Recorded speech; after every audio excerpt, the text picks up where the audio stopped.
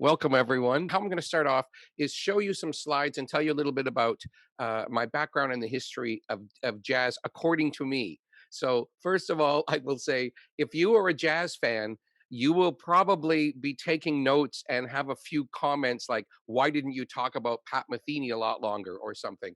But that's not the way it's according to me. So this is, and it's fairly well researched and lived. So I think you'll enjoy and learn a few things.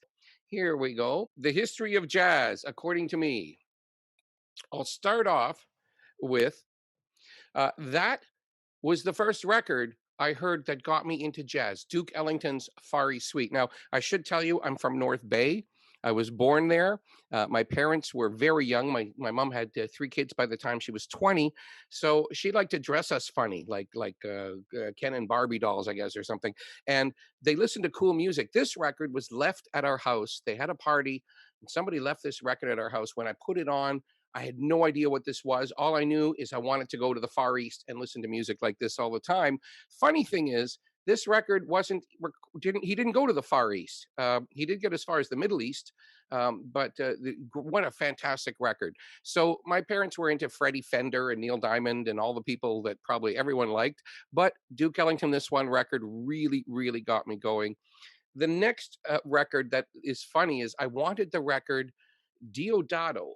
Emir Diodato is a percussionist and a keyboardist, mostly known for his keyboard work, but his timing and the way he writes music is so cool. So you might remember this from the 70s, theme from 2001, A Space Odyssey. So it was a bum, bum, bum, ba-da, and then it was really, really groovy Rhodes playing. Anyway, I wanted that record. I played trumpet in school. I begged my mom for the record. I said, "Can you go get me Space Odyssey?" Well, she ended up getting me. So that was the record. Prelude, Diodato, and Space Odyssey was on there. She got me Space Oddity by David Bowie. So she got me the wrong record, and I've been dressing funny ever since. Love David Bowie, but I did go back and buy that record, and it did influence my life. The Diodato. Now that was my band Look People. We were kind of famous, particularly in Europe, but we played Lollapalooza across America, a couple of very big gigs, and we were the band for CBC's Friday Night Show with Ralph Benmergui. Anyway, this crazy guy here in the double knit polyester baby blue safari suit. That's me. And we had a t-shirt that said six guys who think they're playing jazz. It wasn't really jazz. It was very strange and really fun. But that was my foray. The crazy clown in the middle is an incredible jazz drummer, and he played all the Weather Report, Miles Davis. He got me going knee deep into jazz. And after that band broke up, we were around for 9 years, put out I think 5 albums. Then I saw this movie, When Harry Met Sally. I'm sure almost all of you have seen it, and if you haven't, please do yourself a favor. It's one of those early rom-coms where everything works. Their acting is believable. The soundtrack is what made me say, I think I want to stop screaming and doing crazy music, and I want to do some nice music. So Harry Connick got me thinking that I should do something different, and that's when I decided to dye my hair brown and start my own band. This was kind of a weird idea. I didn't keep the hair dye for long. I was silver. I'm a silver fox since I was about 22 years old. So that was a bad idea. But anyways, we made lots of records with this band. Let me see here. Hmm. Hold on. It seems to be stuck. There we go. So I made lots of records with this ensemble. This is only a few of them. And the big budget one here in the bottom left was actually with Glenn Smith, who just introduced me. That was a sampler for Smirnoff, and we gave those records away. Anyway, lots of jazz. And so that was me in my jazz days. And now we're going to the beginning of jazz. Now, this is really interesting to me. I hope you find it interesting because nobody talks about this guy and nobody talks about this. Like when you say, what is the history of jazz? You'll never get the same answer from two people. Everybody thinks they know, or everybody has an opinion. The one thing that I will not accept, though, is that a jazz is an all black or an all white form. When people try to say, Like Africa had so much to do with jazz, but so did classical music. So did 1865 is the very first sheet music ever made, and it was ragtime for Ernest Hogan. So ragtime is the precursor to jazz. Whether it's the birth of jazz or not, I won't debate people on that. But Ernest Hogan was 30 years old when he got into playing piano and putting out this music. The song was called Le Pas Mala, and he was credited with even inventing the term ragtime. So Hogan is not very known by people. He did a Broadway show once called The Oyster Man in 1907. He did perform in blackface. He did use words that nowadays would not be acceptable. Um, in fact, he had a song called All Pimps Look Alike to Me. This is in the early 1900s. So he was cutting edge, had a wicked sense of humor. And like rappers today that might use the N word, he didn't do that, but it was in that vein of he's trying to own it and claim it and be proud, but he did regret it later.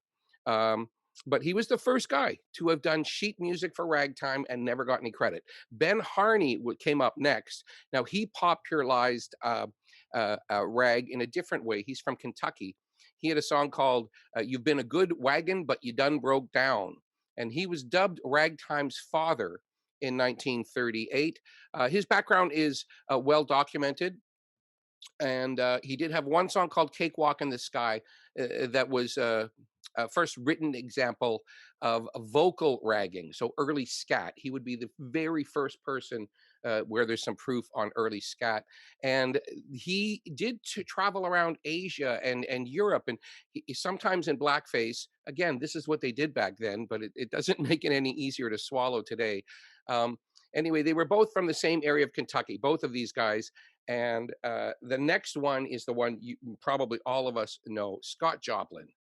Scott Joplin is the person. It'd be like saying Louis Armstrong is much more famous than Buddy Bolden. Well, this guy was the one who we all think of because of the movie The Sting.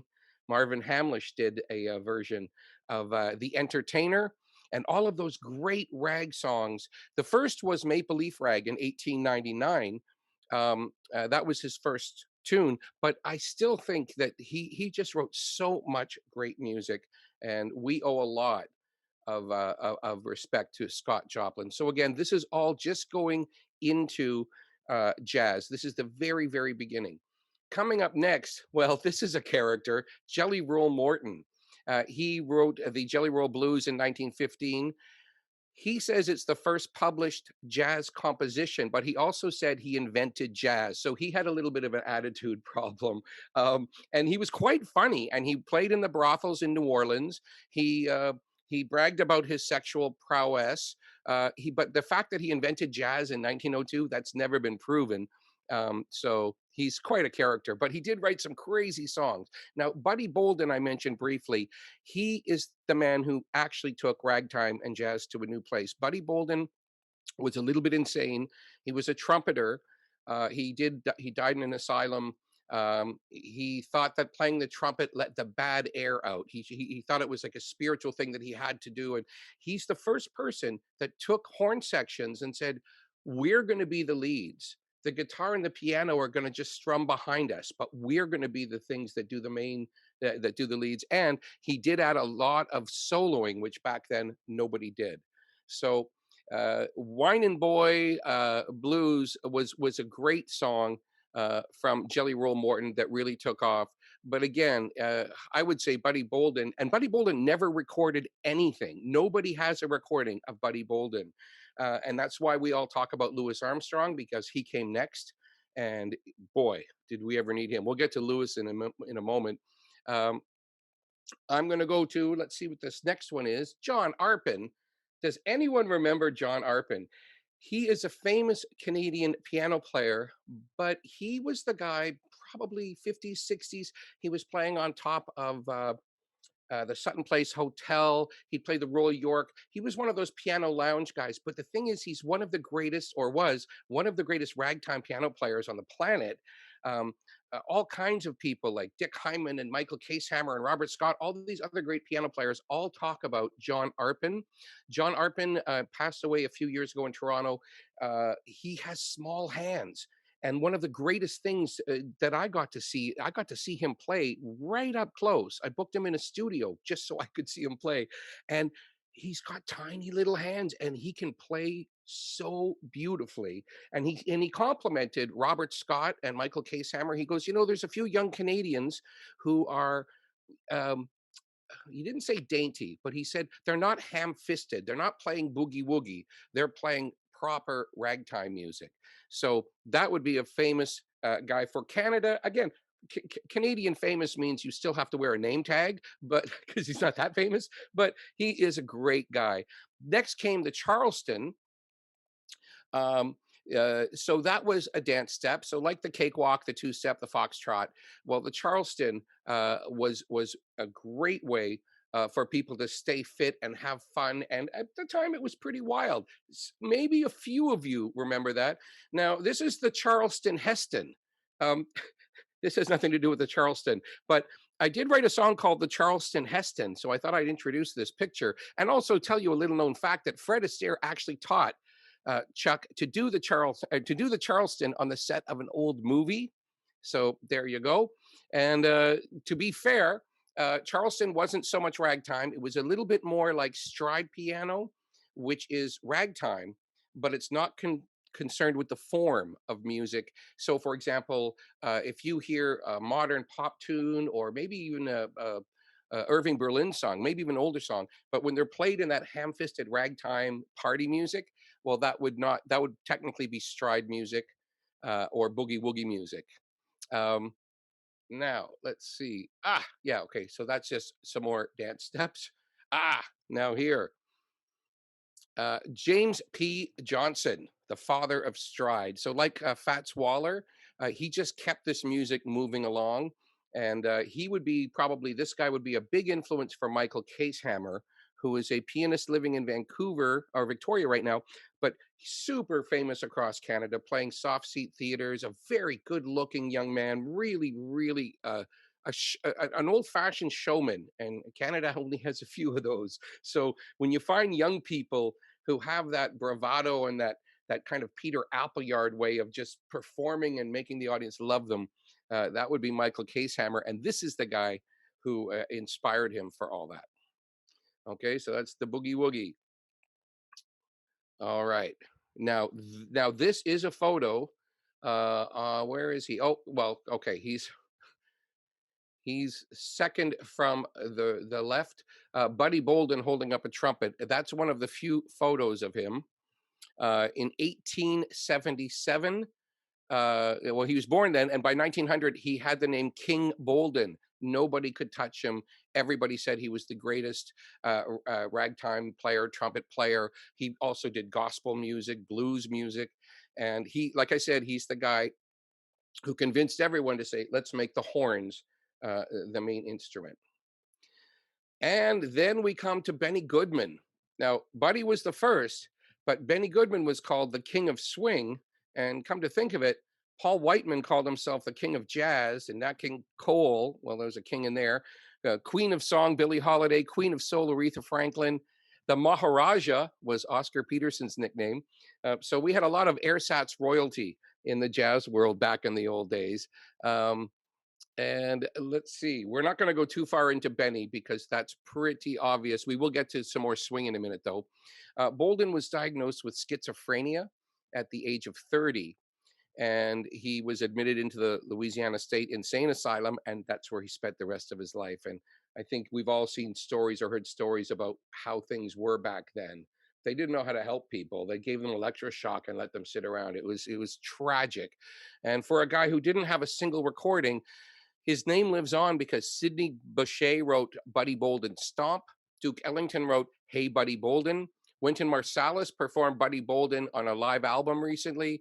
The Buddy Award is a Norwegian jazz award, and a song I really like is called "I Thought I Heard Buddy Bolden Say," and was recorded recently by Hugh Laurie, the actor from the show House TV show House.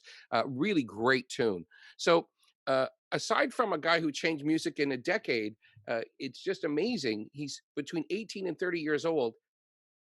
Jazz, none of the music we listen to would be the same without his influence. So, if anyone asks where jazz started, some people might, no one will say Ernest Hogan. That's one of mine because that's the oldest first printed ragtime music. But lots of people will say either Scott Joplin, Buddy Bolden, or Jelly Roll Morton. And kind of none of them are wrong. It's just a matter of opinion. Now, the most important is Louis Armstrong.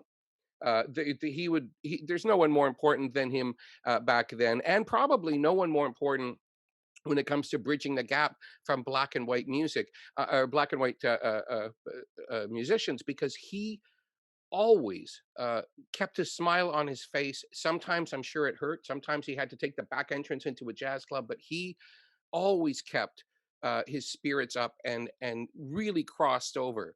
Now, first of all, Louis Armstrong, not Louis. Although Ella called him Louis on a record, but in interviews he would say, "My mama used to call me Louis." So it's actually Louis Armstrong. That's the way he wanted to be called. Of course, people called him Satchmo, Satchel Mouth, because he had such a big mouth, and he also he had a whole bunch of nicknames: Pops, King. Everybody in New Orleans loved this guy, and he back then music was banjo and tuba, and then later guitar and string bass. So he kind of went around. He went to Chicago and learned to do their style of jazz. He went to New York and learned to do their style of jazz. Most comfortable in New Orleans, but there's a lighter two beat feel. In Chicago, everything was a little bit simpler. In New Orleans, it was a little bit punchier, and in New York, it was a little bit slicker. So he's one of the few who could do all of those styles of music. Now, trad jazz. Yeah, that's trad jazz. A lot of people call it Dixieland. So the original Dixieland jazz band. Oh, look, they're all white. Um, that actually happened too. In New Orleans, there was a handful of bands, and they were really good. They were influenced by the black musicians, but they definitely took it and put a little bit of their own signature on it. It was also originally called a jazz band, JASS, and the S's were changed to Z's or Z's at some point. But nobody has a real history on who first said the word jazz. There's lots of stories out there, but there's no proof. Um, the trad jazz revivalists of 40s and 50s started calling this Dixieland. Um, and then it kind of morphed into progressive Dixieland with guys like Spike Jones, who was completely wild. There's Spike Jones. If you've never got to see Spike Jones on a video, you could scribble down the name Spike Jones and take a look on YouTube. That there's some outrageous stuff. Some of it's a bit racy. Some of it he's making fun of Hitler. Some of it he's making fun of a racist. Some of it was pretty edgy back then. But he took it to another level. And Doodles Weaver, Country Washburn, Sir Frederick Gass, he had some really cool names of people in his band. Like that's his band. A banjo player on the left is particularly hilarious in all of his videos. So that was important because what that did is that took music into kind of a comedy. It got more on television. It got on not just jazz radio. So in that sense, it kind of opened it up to a lot more people. Now into the swing. So this is kind of the end. That's kind of the vaudeville and the crazy stuff. Then we go into the Benny Goodman and the Glenn Millers, and we see that choreography started, band uniforms, logos on music stands. Everything got a bit more Hollywood at that point, and also the music had a smoother feel. It was like a steady 4/4 with emphasis on the two and the four. So everything was easy to dance to. You could do a two-step. You didn't have to be a great dancer to get on the dance floor. And of course, this is the beginning of the walking bass and the ride cymbal as well. And people, that was a cover from Time magazine when swing was all the craze. And here we go, Bob Wills and his Texas Playboys. I love Western swing. Bing Crosby used to be in a band with his brothers that was an interesting jazz band. And then his brother Bob Crosby and the Bobcats were much like Bob Wills, doing Western swing for dance parties, and other people like Count Basie and other people started kind of getting into that Lindy Hop scene. So here we go. The Cotton Club. Now, this is super important and super famous. Um, Swing was big all across America, and everybody wanted to go to Manhattan to hit the Cotton Club. Duke Ellington and his was the house band there, and the place was jammed every night. And when he decided that he'd had enough, he passed the torch to Cab Calloway. Cab Calloway, we'll get to him in a little bit. His sister was absolutely amazing, and not enough people know about her. But Cab Calloway, um, he lived there and worked there till he was 86 years old, and he kept swinging and performing until he died in 1994. Dozens of hit songs, and even a cameo on Sesame Street and the Blues Brothers movies. So, Cotton Club was the hot spot to see jazz, and a lot of those people that played there went on to have huge careers. There's Duke and his band.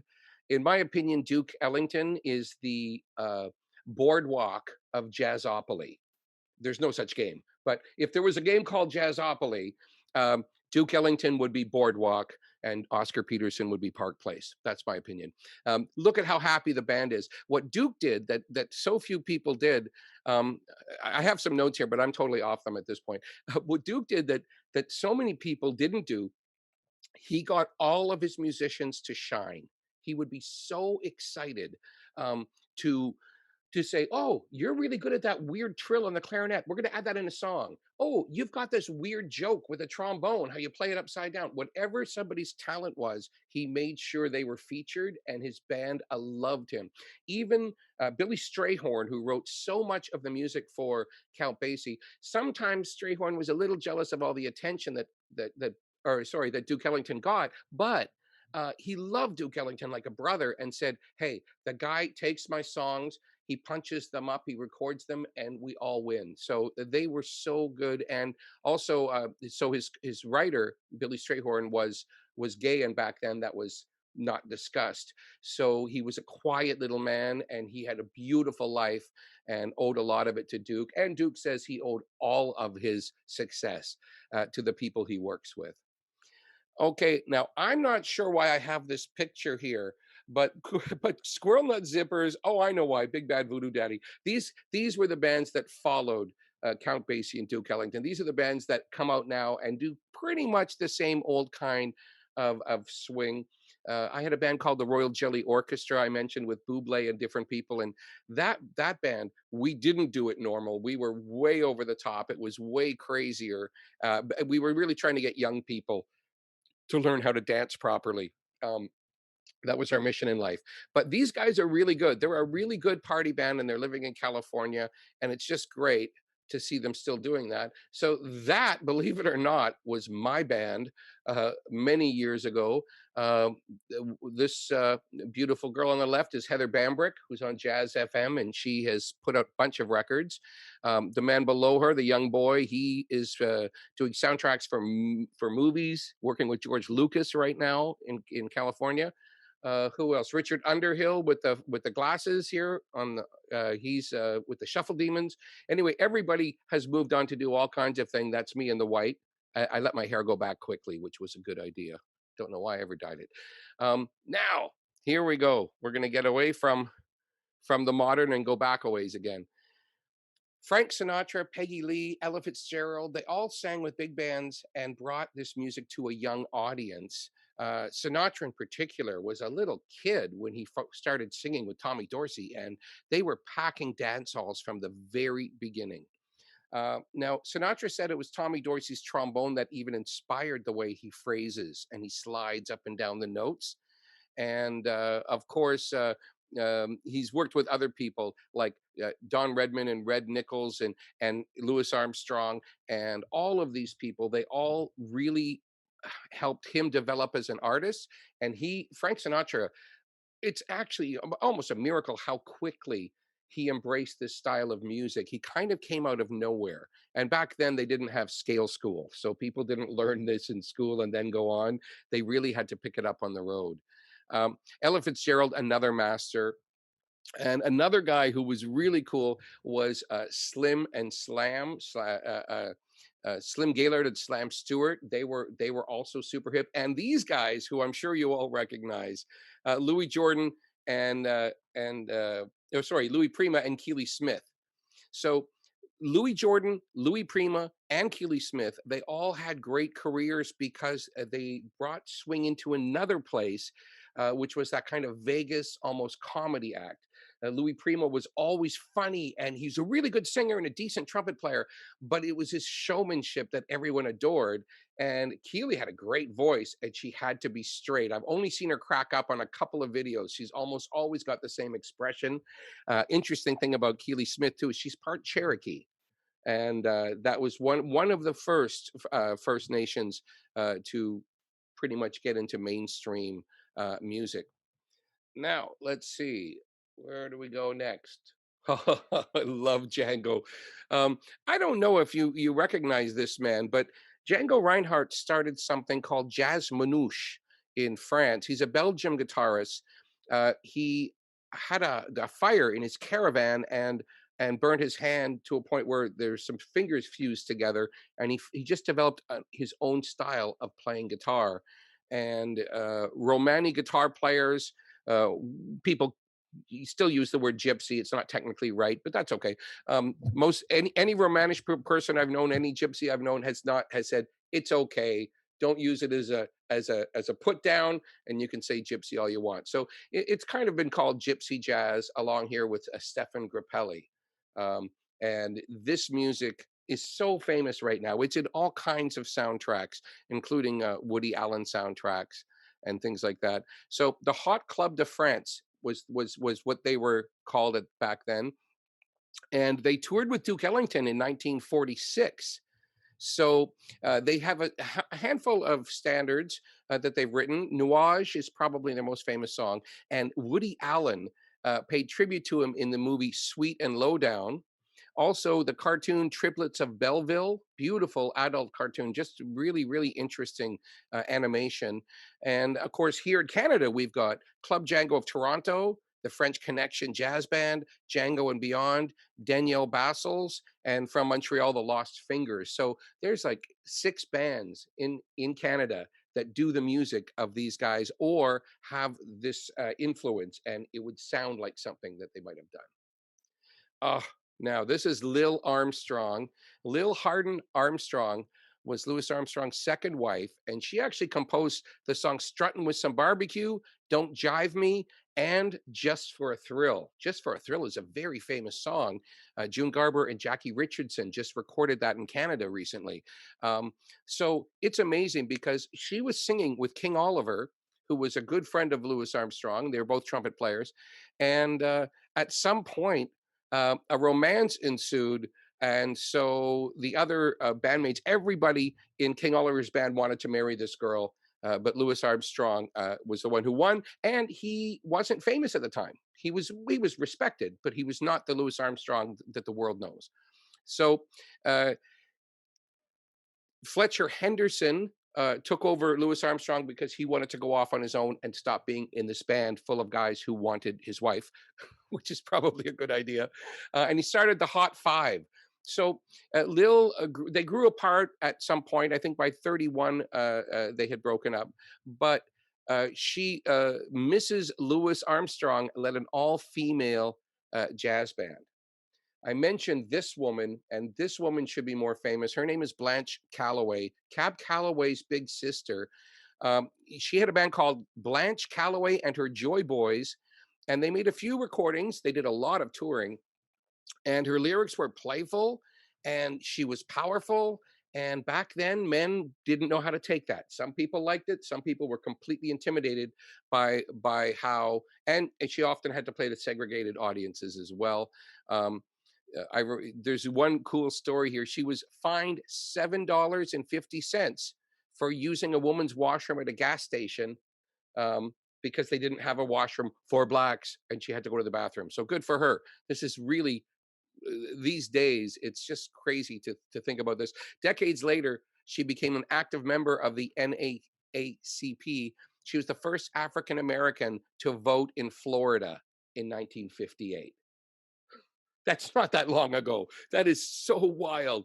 Anyway, she has been remembered uh, as Cab Calloway's big sister who got him into showbiz, who taught him how to do things on stage. And when you see how amazing Cab Calloway is, you realize, oh, he seems almost a bit effeminate. I'm like, yeah, well, that's his sister teaching him all the moves. So that's really cool. Now we're going to go to, there's Blanche Calloway again. Ugh, no, Ina Ray Hutton. Her band, her all-female jazz band, was the inspiration behind that great movie "Some Like It Hot" with Marilyn Monroe and Tony Curtis. Oh, I just and Jack Lemmon. It was such a great movie. So she had a group called the Melodiers, and this is at the time this was an all-white band when she started. She got to change that up as time moved on, but this was still in the 30s, and there were still segregation issues. um, so she was born in Chicago in 1916. She performed in the Ziegfeld Follies on Broadway, but she approached Irving Mills and wanted to have an all-girl orchestra, and they let her do it. That's her again. Now you can't believe that's the 30s. She could go to a dance club today. She just looks exactly modern. There is her all-female band, and I noticed they don't have a logo yet. This must be an early photo when they really first started, because they don't even have a logo on their bandstand, which I know they had later. Um, anyway, she had the Ina Ray Hutton show. It lasted for 5 years on television, and then one time she came up to Canada for a show. Her piano player got really ill and couldn't make the trip, so she came to Canada and she hired this young girl, and she should have a star on Canada's Walk of Fame. Her name is Ruth Lowe. If you don't know who Ruth Lowe is, I'm going to tell you, and it's really a beautiful story. She was working in a Toronto song shop. So maybe some of you remember, I don't remember this, but you could go into a store to buy sheet music, and there was a pianist there to actually play the song for you, so you'd know how it would sound and go home and practice, or give the sheet music to a friend. So she was a pianist in the store, and when the Melodiers showed up in town, uh, they heard about her, and Ruth was hired to sit in for one show. She absolutely blew away Ina Ray Hutton and said, "We want you to stay in the band. We want you to tour with us." And so she was asked, and she ended up marrying a music publisher in Chicago. It was a blissful marriage. Everything was perfect. They were ready to start a family, and he died suddenly during routine surgery. And she came home and quit music for a little bit. And she sat at home and she wrote the song "I'll Never Smile Again." So she wrote that song. Unbelievably sad when you think that her husband just died. But what I love so much is that song. Percy Faith loved it. He was a Canadian as well. He did a version, just a little arrangement, and gave her a vinyl record. Her son still has this record, this piece of vinyl. It's the Percy Faith one time only pressing of an album. She was she was pretty ballsy. She decided that she was going to go to Sinatra and to Tommy Dorsey. She was going to go to them and bring them this record and let them hear it and say, "I want you to do this song. I wrote this song." And there is a book about Ruth Lowe out right now, called "Until I Smile at You," that was just released a couple of months ago. And it is Peter Jennings, the Canadian writer, not the NBC News guy, and Tom Sandler, who is the son of Ruth Lowe. So they wrote a book all about her. There is Ruth. And with Tommy Dorsey and a young Frank Sinatra, and there's little Ruth. She's, I don't know, early 20s there. She looks younger, and she's playing the song for them, and they fell in love with it. Sinatra said, "I'm going into the studio. I need another song. Um, can you please write me another song right away?" She got together with a couple other people, and she wrote the song "Put Your Dreams Away," another Sinatra song that he sang at the end of almost every concert. She is in the American Music Hall of Fame. She's got an honorary Grammy Award. She died in 1981, but we have nothing about her in Canada. So this is why I say, I'm working on trying to get her onto the Canada's Walk of Fame, writing 2 hit songs for Frank Sinatra. One of the songs was on the hit parade, 3 different versions on the same week. Like, she has all kinds of records for composing music, and Canadians don't know she's Canadian. Um, Now, many all-girl bands flourished. There's Ina Ray again. Yeah, there's a good one. The International Sweethearts of Rhythm, an all-black band beginning in the 1940s. These were girls that attended school in Mississippi, and their original band leader was just one of their teachers, Helen Jones, and just said, We're going to raise money. We're going to take these women on the road, raise money, and the money they raise will go back into the school." So this incredible band, they were really good musicians. As you can see, they looked fantastic, and they raised a ton of money for other people. Now, the school wasn't just about music. So this band that would go on the road would not only make a living themselves, but come home with a bunch of money for their school and for all their friends. So that's a really interesting band that should have probably been more famous. Meanwhile, when all this is happening over in England, they're starting to get into skiffle music. So it's jazz, blues, folk, a little bit of American roots in there, often homemade instruments, and almost all the music was either swing music or shuffle music. Roy Gallagher and the Beatles were really into that music. They kind of incorporated a little bit into some songs here and there. And probably the only song that I think of is Mungo Jerry. Um, I don't know if that was, I think that was the 70s. Mungo Jerry had a hit song that was skiffle music, but that was pretty rare back then. And again, it was just a thing that was happening in England. There's another example. That would be an album. So almost folky. There's the wash tub bass, but not really, but it's just a giant box with a string.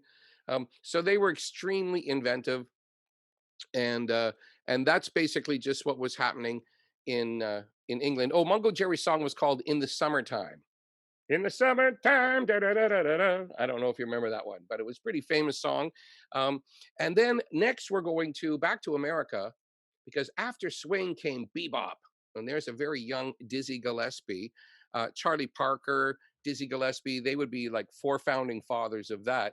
And bebop contains complex chord progressions, rapid chord changes, lots of them. So if you're not a great musician, you shouldn't try playing bebop. And to people's ear back then, it was either really cool or people hated it. In fact, lots of musicians said, "Why are you ruining our music? We love swing and we love all this stuff, but we don't love bebop." So it was the first time in a jazz bar that they had a quiet policy.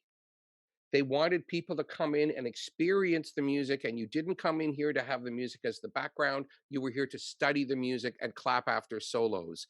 None of that was happening up until that point. And also, bebop can be different. So, Charlie Parker, Charlie Christian, Mary Lou Williams, a lot of people did this, but they all sounded very, very different. Um, Originally, it was called Bip Bop, but that didn't really roll off the tongue, so it became bebop. And regardless of who coined the phrase, Lionel Hampton was the first to have a song called "Hey Baba Rebop," and people are thinking it probably came from then. Charlie Parker, Lester Young, Count Basie, everybody was exploring bebop for a while. Not everybody stayed with it because it is a uh, smaller audience than all the other forms of jazz. Parker never heard anything like it, so he loved bebop and wanted to keep playing it. And some people were okay with it, and some people weren't. Duke Ellington let him get outside on his solos, but other band leaders kind of didn't want to hire bebop players. So it was an interesting time. Um, Art Tatum, another really interesting. This is him here. Art Tatum was the most complicated and brilliant pianist. Charlie Parker was working as a dishwasher in a club when he heard Tatum playing, and he just stayed washing dishes in this club because he wanted to just stay in the club and hear this music while he was working. And Coleman Hawkins first recorded Body and Soul, so that would be the first recording of bebop. But this guy, and he's beyond bebop. Art Tatum is just so brilliant. He's inspired all kinds of musicians, even till today. Another wild one is Thelonious Monk. It's post bop. It's like bebop, but it's a little different. It's a little simpler and it's a little more outside. He definitely had some hits, but again, one of those kind of acquired taste musicians. And let's see. There's some bop heroes of the day. It's like the Woodstock of jazz for people to see all of these greats in one place.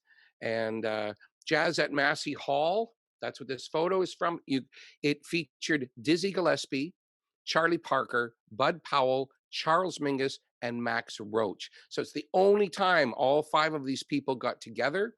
And this happened in Toronto. And it's kind of funny because everybody I know says they were there, but the club was almost empty. Massey Hall only had a couple of hundred people, and they've got room for almost 2,000.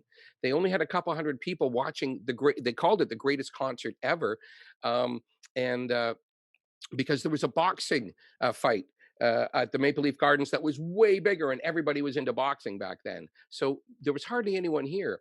Now, what Charlie Parker is playing is a Bakelite sax, kind of a plastic, um, cheap, like a student saxophone, and he was addicted to drugs. So he pawned his beautiful sax at on Church Street in Toronto, probably McTamney's because it was open back then, but one of those shops along there.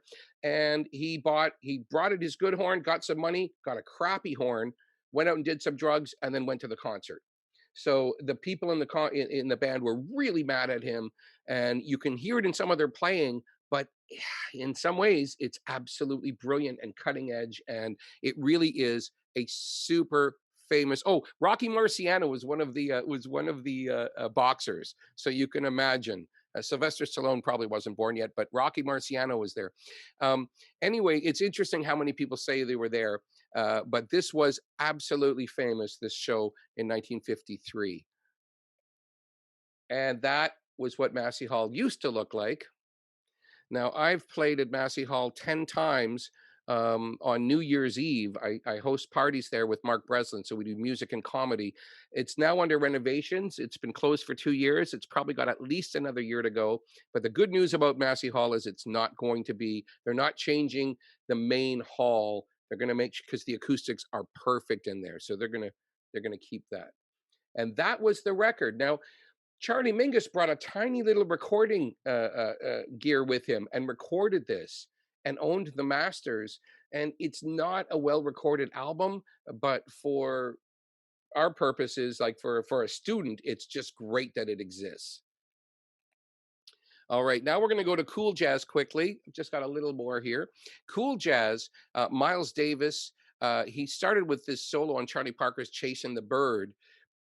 That's the name of the song. It was 1947, and cool jazz wasn't invented yet, but he did put out a record called "Birth of the Cool" in 1957, and he really did invent cool jazz. I mean, I don't know how he knew what a good title that was to describe the sound of his jazz. So Miles Davis has done so many things, but this was super.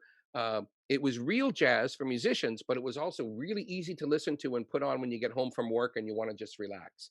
So he really, really opened things up there. And West Coast cool jazz, that would be people like Paul Desmond, Lee Konitz, Jerry Mulligan.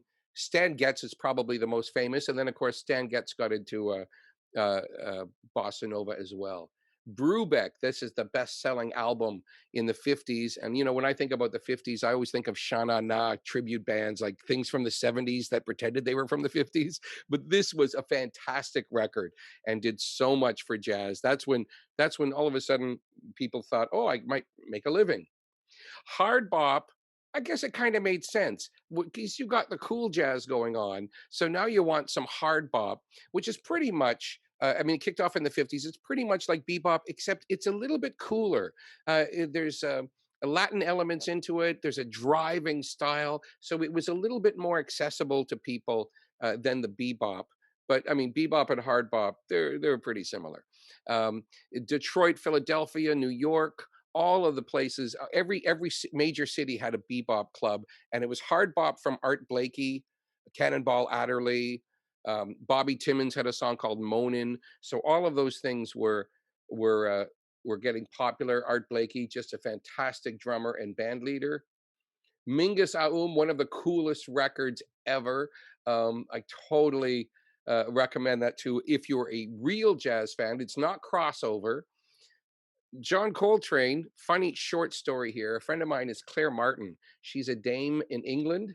And I don't mean like abroad. I mean a dame. She's a dame. She's like not a knight, a dame. Anyway, she was getting her award from the Queen, and Prince Charles leaned over and he said, I must tell you, I'm a fan of jazz, especially early Coltrane. And I don't know why he said early, but that was a very funny thing to hear from somebody like that. Now we're going into the 50s. While the serious jazz is happening, I fall in love with this. Les Baxter and his orchestra, Ritual of the Savage. This is tiki music, exotica music. So it's jazz. It's almost easy listening. You might have a surf guitar in it once in a while, but these recordings, I still play them. I still have the vinyl. I still play these records. And when I play them at a party, everybody says, what is that? It's amazing. You have humans doing bad bird calls, pretending that you're outdoors. It started in Hawaii. They were recording an album, and the frogs and the birds, you could hear everything on the recording because they were recording in a little hut. Instead of taking it out, they turned it up. And then every other band in America that was doing this kind of music would just do human voice bird calls because they're live and they didn't have samplers. So it's pretty funny. And I really do love this. So my new band, the Tiki Collective, we play this. This is the kind of music we like to play. Then another 50s and 60s element of jazz was Jimmy Smith, who made the Hammond B3 organ acceptable in jazz. Hammond organs were for hockey games, maybe a church, maybe a bingo parlor. It really wasn't a cool sound until this guy showed what you could do with it. And now we have people like Joey DeFrancesco, Tony Monaco, and this handsome fellow. Lou Piemonte is probably the best known B3 player living in Canada, and he's also producing all kinds of records for people. Mark Jordan and John Finley. It's just terrific. Then we go into the 60s. Free jazz. This is the kind of jazz that most people think um, is is jazz. And unfortunately, this is the stuff that goes and people turn it off right away. So if you're into an open mind and you want to try something, Ornette Coleman would be one of the very best, or Sun Ra. This guy, he thought he was from another planet. I was lucky to see the band only once in concert. They're still around. He's gone to another planet, but there are people that have picked up the torch. His current band leader is 94 years old and still goes on tour. So this is experimental, wonderful music live. Not everybody wants to listen to it. So this was coming up in the 60s. And again, I always try to tell people, when you say I like jazz or I don't like jazz, there are so many styles that it doesn't really make sense. Okay, that's just a joke, but that is what people do. People often say when they hear this music, it sounds out of tune. I don't understand. And just a little more corn for you. Stop, you're under arrest. That's arrest sign. Smooth jazz comes up next. This is something I don't get, but lots of people love it. I just don't know why they have the word jazz in there, because it's kind of like Muzak to me. And I don't hate Muzak, and there's a place for everything. But the free jazz and avant garde had to have something to fall back to kick it. And so that's when this happened. That's when you started going, you know what? This music's getting so outside. Um, Now, I'm going to mention this guy because Kenny G probably has more jokes about him than Barry Manilow. And Barry Manilow is a friend, and he is got the greatest sense of humor, and he's one of the nicest guys you'd ever want to meet. Not never full of himself, and really looks after his band and the people at his label. Well, Kenny G is a bit like that. He's actually funny. He said in an interview with me once, I never met him, just over the phone, but he said, I said, you know, people use your music as the brunt of many jokes. And he said, yeah. He says, but I'm making millions of dollars and I'm looking after my family and I have extra money for charity. And he just went on and on about how great life is, and he doesn't care if people like his music or not. So that made me very happy. I thought that was fantastic. And of course, this guy, Chuck Mangione. His brother Gap, I was talking to this morning, which is funny. His brother lives in Rochester. He's from Rochester, and he lives in a few different places. But this record feels so good. It's the one that introduced me to the flugelhorn, and I went out and took trumpet in high school because of this guy, and it was a major hit. That was a huge hit. George Benson had an album called Breezin' that was also huge, and Grover Washington. So there's a whole bunch of these things that were pop music, not really smooth jazz, but it would work on a smooth jazz station. It was just brilliant because he got to bridge and make jazz extremely commercially viable. I'm not sure why this is showing up right now, but that is the album cover of my Tiki Collective record, and let me just see because this one seems a little bit odd that it's here. Uh, Oh, I know why. Have a version on this record, the song "Sweetest Taboo" by Sade, and Sade, like Chuck Mangione, uh, took jazz, made it into pop, had a whole bunch of hit songs all over the world, and the songs aren't dated. I'm always amazed at music that stays so true for so long. And we're getting to my late teens here because jazz took a left turn in the 80s and well mid 70s and especially 80s. Prog rock started kicking in. So in the 70s, Emerson, Lake and Palmer and Weather Report, and that's a pretty wild album cover, and Herbie Hancock Headhunters. This started getting really funky. It wasn't really kind of prog rock. Definitely with Herbie Hancock, it's closer to jazz, but jazz fusion and prog rock were kind of joined. So rock people started getting a bit more into jazz, and jazz people weren't afraid to bring out the electric instruments. So it's an interesting time for music, and they included a lot of synthesizers in this music, which was something also new to jazz. Chick Corea, he had returned to Forever before Weather Report, and John McLaughlin's Mahavishnu Orchestra. So there was a lot of people doing really, really heavy stuff. Then when we get to the 80s, things kind of went underground and there wasn't a lot happening, but there was a few people doing interesting things. Dee Dee Bridgewater is having an incredible career. She is one of the most beautiful women I've ever had the pleasure of meeting and hanging out with over the years. Her daughters are very successful as well, singers, one's in France, one's in America, but she is just the real deal. Her career started in the 80s and she's doing just great. And it's just an example of a few people that actually did okay in the 80s, because the 80s was a really hard time. There was a lot of things um, like Cantaloupe Island from Herbie Hancock was covered by a band called Us Three, and it was used in a movie called Get Shorty. So there were little bits of jazz and soundtracks, but not much. This guy, this is one of my favorite musicians. Uh, and so he is basically he's African. He does African music, but it's I would say he's the Duke Ellington of Africa. Um, and I actually had a Abdul Ibrahim is his name. That's me and Abdul. Um, Kind of looks like that photo was taken during the American Civil War, doesn't it? I I don't know why I'm squinting, but I sure was happy. I was actually a bit nervous to meet this guy because he's my hero. So Abdul Ibrahim is from South Africa. He's still touring the world. He's 86 right now, and I saw him in England 2 years ago, and unbelievable.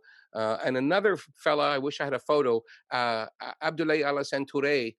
From the Republic of Niger is another one. So the handful of people were doing big things in the 80s. Um, and the funny thing is, this was taken in Markham at the Markham Markham Flato Theater. And it's amazing to me that the greatest concert maybe I've ever seen in my whole life was in Markham from an African musician. You just got to love music. Coming up now, Bobby McFerrin, another man who had an incredible career. He's still with us. He still performs a little. Um, he's as charming as ever, but I think he might be slowing down a little bit. a lot from the last time I saw him in New York. But he gets the whole audience to sing, and you probably know him because he had a hit song with "Don't Worry, Be Happy." Except except he's definitely a jazz musician who had one hit, and it's the one song he will never do in concert. He really doesn't love it.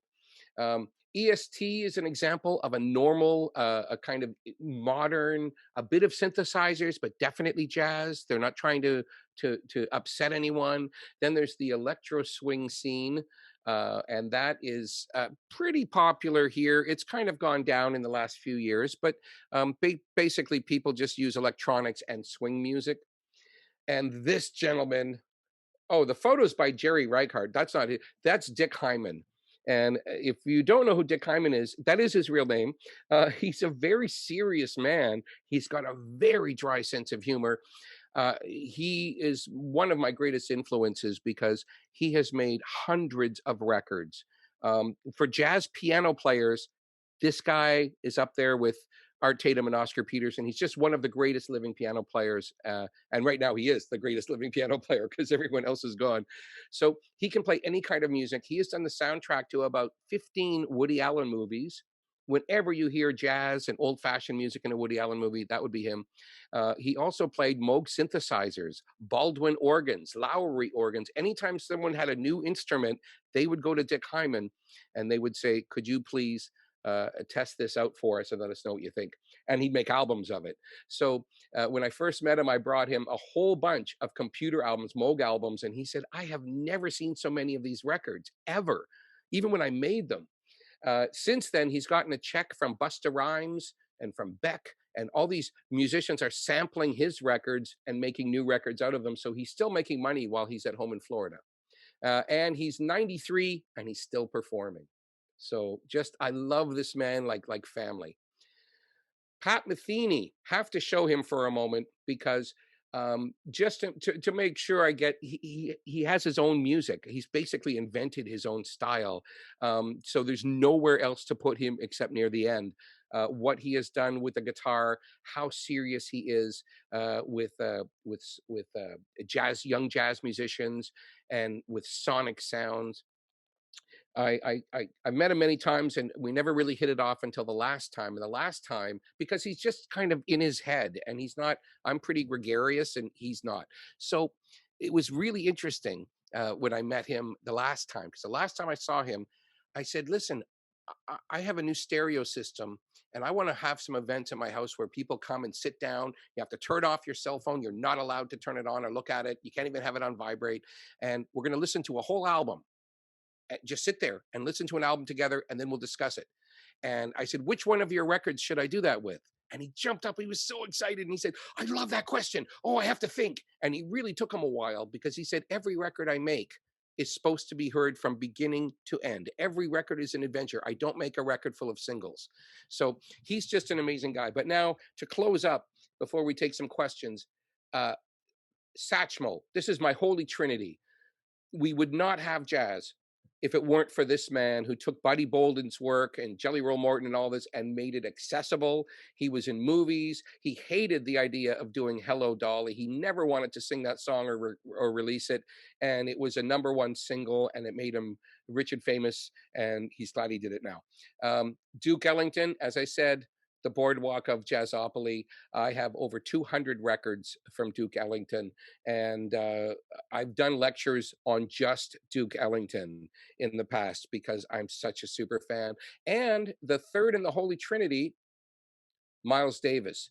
And the reason I do not always like Miles Davis on concert, he'll turn his back to the audience. He's got all kinds of crazy stories about him. Sometimes he'll take a song from someone and put his name on it. There's so many things, but the thing is, he never stopped moving forward. He never stopped. He never rested. Every 2 or 3 albums, he'd go in a whole new direction. So the way jazz is today, I believe it's because of him. He was the most important person after Duke Ellington. And there we are. That's my holy trinity. I had a friend paint that for me. So Louis Armstrong, Duke Ellington, and Miles Davis. And that is my history of jazz.